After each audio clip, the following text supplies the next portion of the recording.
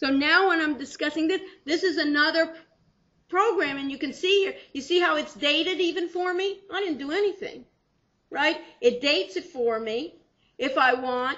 Now I can put it, notice even it shows the cursor. You see this? How the mouse is? You see this line? So when they move the mouse even and you say, hey, you didn't say submit, I didn't do anything, I just went into that record. Well, you're showing the mouse where they said go ahead and edit and change my salary from, 100,000 to put another million. I think that's what I'm worth, right?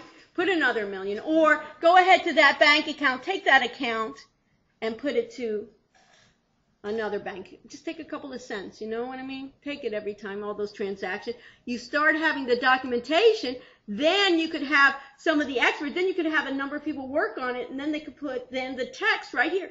Who doesn't know Word, right?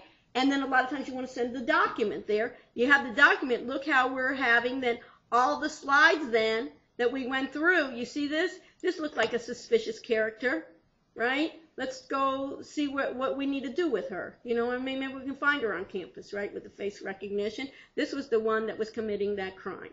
And notice here that I'm viewing a number of different technologies here, but the purpose is to repurpose it. So you can see that it's repurposed, and I can have it. This is only 5 pages, but if we have it, you can just take sections and say, this is the suspicious parts.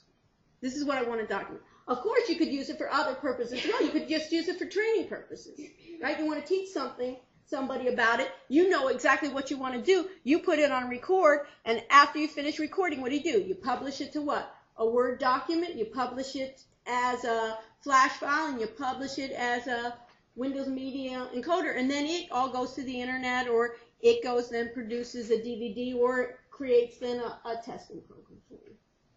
And what I've had before then is, as a matter of fact, the last student that did a thesis work with me, he was an accounting major.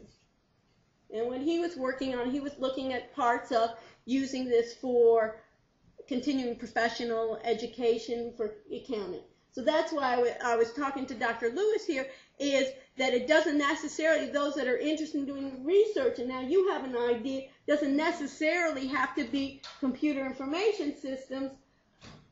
And one end, my research is broad that in one end I'm getting people in computer science to do the technical part for me, but then having the other business students look at it. You can think about it in international finance, how it's so important. In the international studies, that one of the things, did you see how the captions are? One of the things we had a number of people from Latin America and others is, what can you do? Just like you have a DVD where you can have multiple tracks for languages, you could have then multiple, you could have a Spanish track and a Portuguese track and a Chinese track. That you could then have it dubbed in, somebody speaking English, but then you'd want to have it in Chinese. So it'd be the same either way that you would be able to do it. So it's interesting also, and we're also trying to do podcasting using iTunes. Anybody ever used iTunes before? And seeing how we can create it with, we're supposed to here in the university get something called iTunes U, where we're looking at ways in which to podcast a lot of these and try out kind of like channels with YouTube and others to look at some of those technologies of repurposing. So I wanted to share it with you, and if you have questions, you're welcome. Okay, thank you.